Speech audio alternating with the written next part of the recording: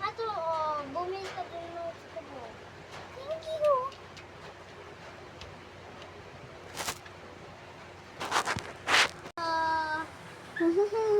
Ang bibili Ate? Ano?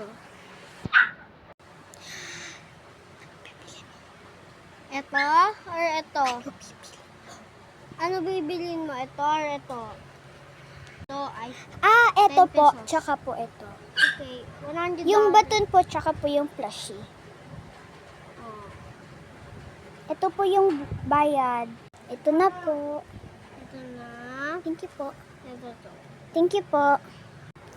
Thank you po. Natanggap ko na po ang aking plushie. Nanonood ako. Sabi ko sa'yo, close mo na siya last week. Hindi pwede basta ka na mag-overclose. May proseso pa rin yun. Kahit ano mangyari, sisimulan pa na yung kalsada sa lote niya, kaya kailangan paalisin nyo na siya doon. May balita na ba si Governor? Sir, para alisin mo na ang problema ko kay McQuay. Ang saya-saya Alam naman ng ng... lahat dito. Ang na marami saya-saya siyang ng... pinagkakautangan. Ang saya-saya ng... Pupuntahan si Rifan para silipin sa tax niya ngayon. ko. Tapos bibisita rin.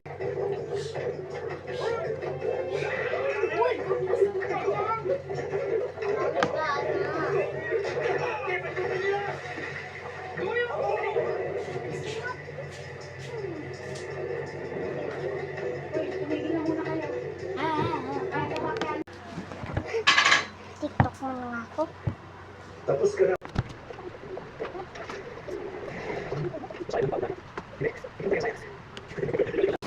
Cheers. Cheers.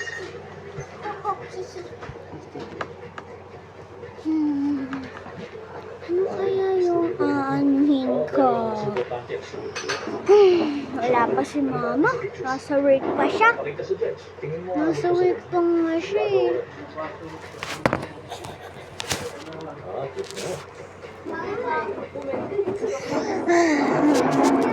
Wala akong magawa.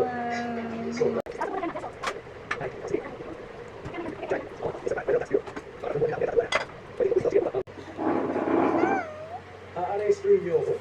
Pinadala kita nitong form 3 months ago. My name is... 75,000 pa?